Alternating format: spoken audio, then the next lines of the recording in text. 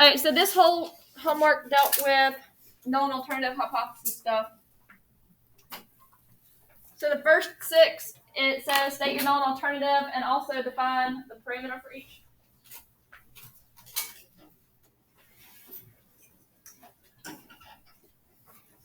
So some reads a newspaper report claiming that 12% of all adults in the United States are left-handed. He wonders if 12% of the students at his large public high school are left-handed. He chooses some random sample of 100 students and records whether each student is left or right-handed. So, what's my null hypothesis?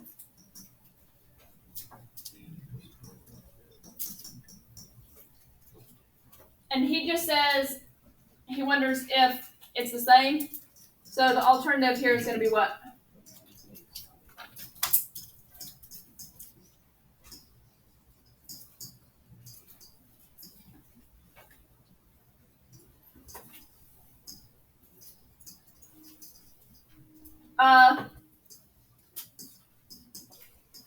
That what?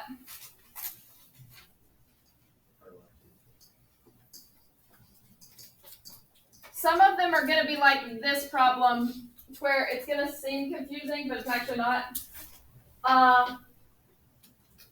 What would you say is your population here?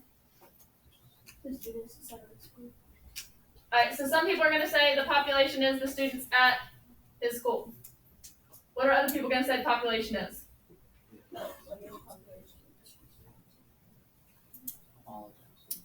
All adults in the U.S. So in this problem, does it look like, do you see why people are going to say both of those? And then sample is just part of the ones in his school. So some of these are going to have answers to where it would make sense to have either population, like you make it broad to the small population that we're dealing with, or you broaden it to the bigger population. And in some scenarios, I would accept that. But really, in this scenario, so our sample is 100. Where are the 100 randomly selected from? The students at the school. So in this scenario, it makes a little bit more sense, I think, to say the students at the school would be our population. So why did the adults in the United States come into play? He was saying if the percentage of students matches the percentage. He was wanting to see if his school's percent matched the overall population. So sometimes it's going to look like there are multiple populations, but it's kind of like, this is what would fit if they were the same. So let's see if our population does the same as what their population does. If that makes sense. I know this problem didn't ask you for population, but it's kind of thinking ahead here. Number 2, Gallup poll report on a national survey. So again, up there it's talking about nationally. 1,028 teenagers revealed that 72% of teens said they seldom or never argue with their friends. They wondered whether this national result would be true in her high school. So, null hypothesis is what?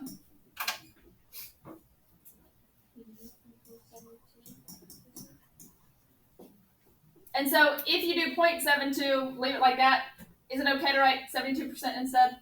Yeah, I don't care about that. Are we returning units? Why have I not written units yet? And the proportion doesn't have units. So we get the means, we will. Okay. And then so here it's just what?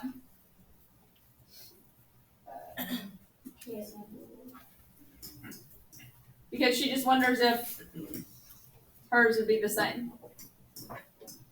So here I would say let P be the proportion. And so now that we've talked about the first problem, I would probably write this as proportion what?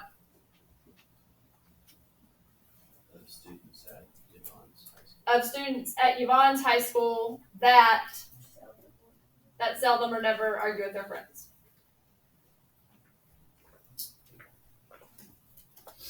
Now this problem if I were doing this one like yesterday, I have two numbers. This is kind of tricky. Which one of those is my lowercase n? Am I really going to use this? Because that just told us where we got that, and that's actually irrelevant. Survey of study habits and attitudes is a psychological test that measures students' attitudes toward school and study habits. Scores range from 0 to 200. The mean score for U.S. college students is about 115. A teacher suspects that older students have better attitudes toward school. She gives the test to a simple random sample of 45 of the over 1,000 students at her college who are at least 30 years of age. So here, what is my null hypothesis?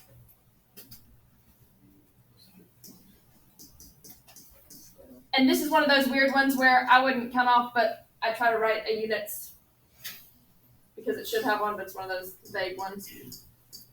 So what would it be for my alternative?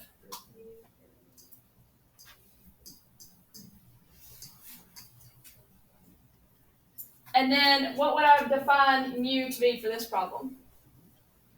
The mean score on the psychological test of this particular school. For what? For this particular school. For students of this particular school.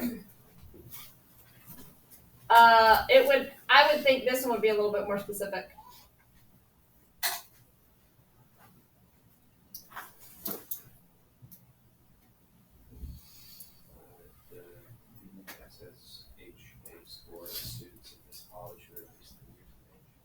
Because we're only testing this.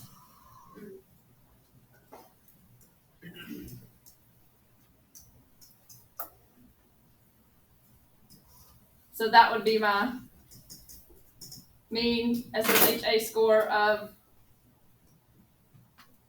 students at her college who are at least 30 years of age. I think that would make more sense there.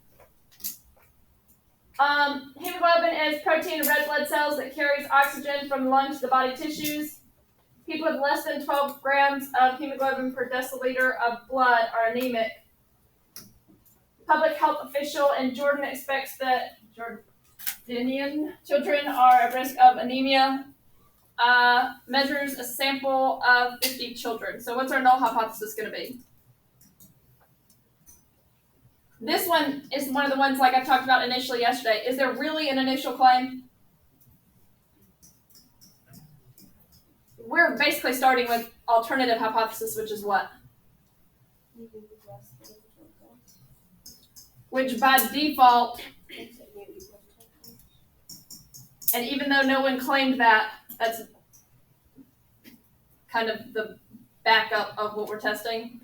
So even though I call it initial claim, it's not always technically an initial claim. And then here, this would be let mu be the mean grams of hemoglobin per deciliter of blood for all Jordanian children. I don't love that problem because it talks about children individually, not saying what the mean is, but during the cold winter months, the temperatures in Colorado cabin fall well below freezing. So to prevent the pipes from freezing, they set the thermostat at 50. Manufacturer claims that the thermostat allows variation in the home temperature of 3 degrees Fahrenheit. So this one is actually talking about what? So it's actually talking about how much it's going to vary. So what is our null hypothesis here?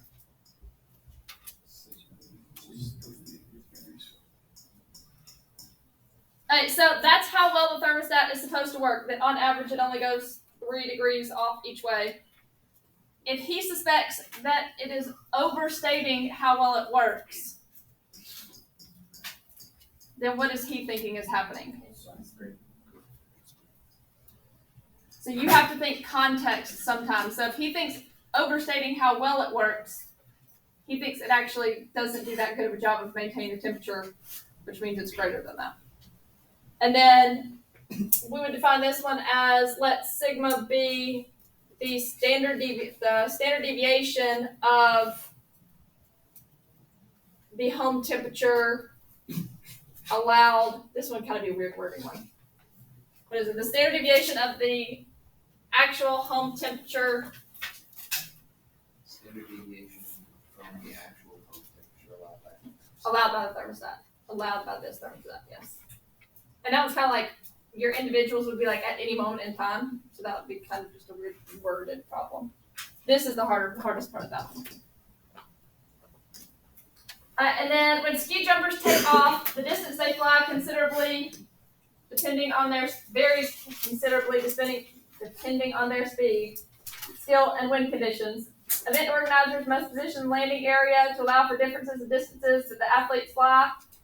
Particular competition, organizers estimate variation in distance flown by the athletes will be standard deviation of 10 meters.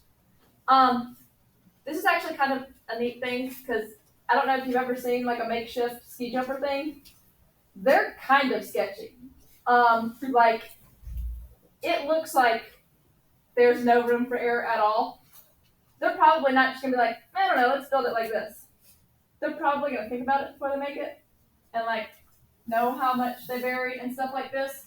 So this kind of thing actually has to go on for something like a makeshift event where they're doing stuff like this.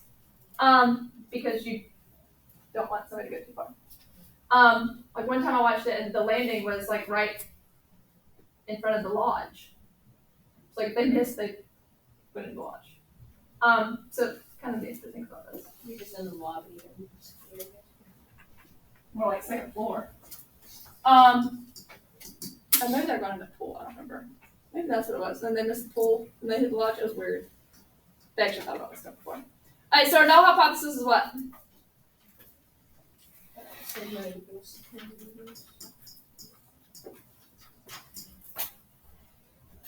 An experienced jumper thinks that the organizers are underestimating the variation. So what would that be? I said greater than.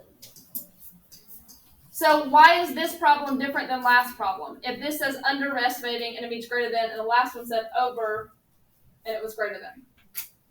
Because in context, the thermostat's like functionality is keeping it the original. And so this one said underestimating the variation. This one said overestimating how well it works. And how well it works is maintaining. So sometimes you have to think context to get through this. Wait, what? This one said underestimating variation. So that's directly talking about that. This one is saying overstating how well it works. And how well it works means like it stays where it is. So you have to actually think context. So why would it be less than? I was confused on that one. I felt like that one could be less than or greater. Which one? This one.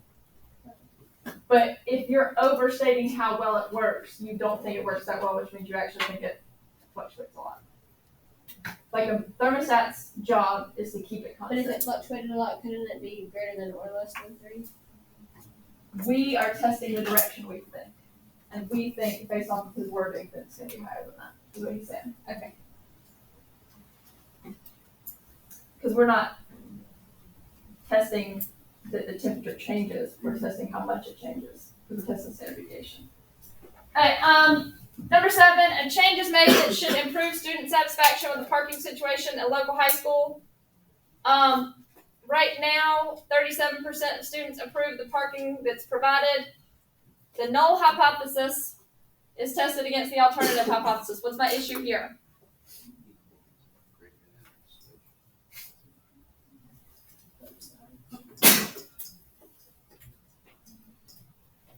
So it should be equals with my null and then greater than with my alternative.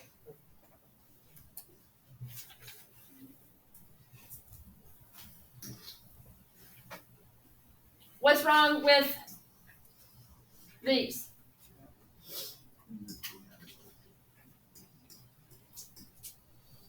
Can't use a statistic, it has to be a parameter, so it should have been what instead?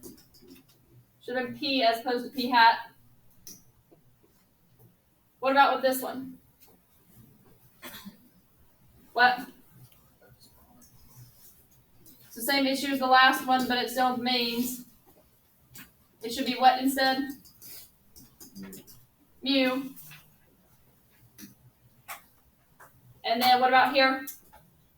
Remove the different and the greater than, or the less than.